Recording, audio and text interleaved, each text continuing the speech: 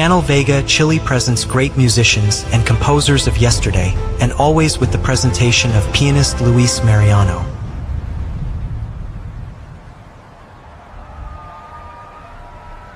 Hello everyone. A huge hello from the beautiful and musical city of Vina del Mar, here in Chile. I'm Luis Mariano, and today I want to tell you a story that will change the way you listen to music forever.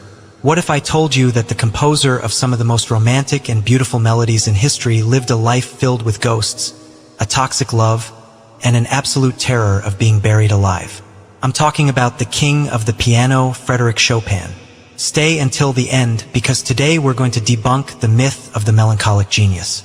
Subscribe now if you love the piano as much as I do, and hit that bell. Let's travel back to 1810. Chopin was born in Poland. From a very young age, he was an absolute prodigy. Imagine, at the age of 7, he was already composing and playing for the aristocracy. But he wasn't the typical musician who wanted to impress with loud noises or extreme speed. No, Chopin's music was pure poetry, pure emotion. At 20, he had to leave his beloved Poland forever because of the war, taking with him a silver cup filled with soil from his homeland. He arrived in Paris, the cultural center of the world at that time. But here's the incredible part.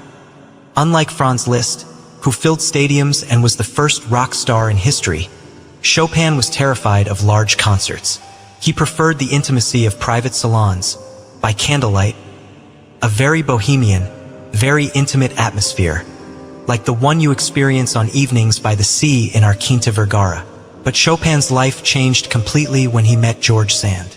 That was the pseudonym of Amantine Dupin, a very famous French writer who defied society by dressing as a man and smoking cigars. They had a passionate, stormy, and, let's be honest, quite toxic romance. Seeking to escape Chopin's tuberculosis, they moved to an old monastery in Mallorca, Spain.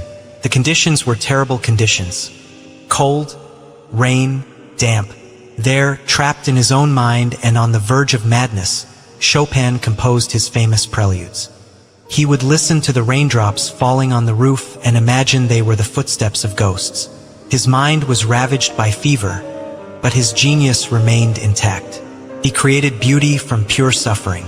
Chopin's body could endure no more. He died in Paris in 1849, at only 39 years old. But here is the most dramatic twist in his story. Chopin suffered from taphiophobia, an irrational fear of being buried alive.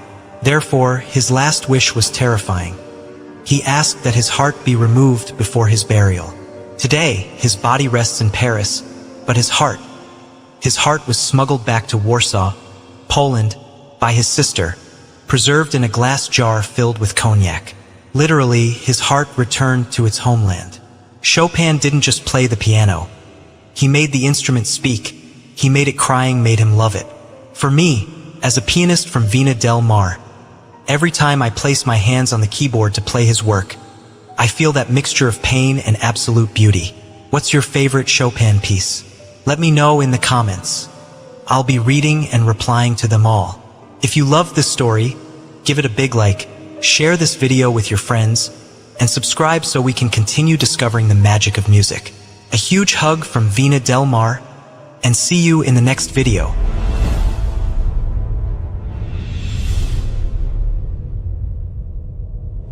Channel Vega Chile presented great musicians and composers of yesterday, and always with the presentation of pianist Luis Mariano.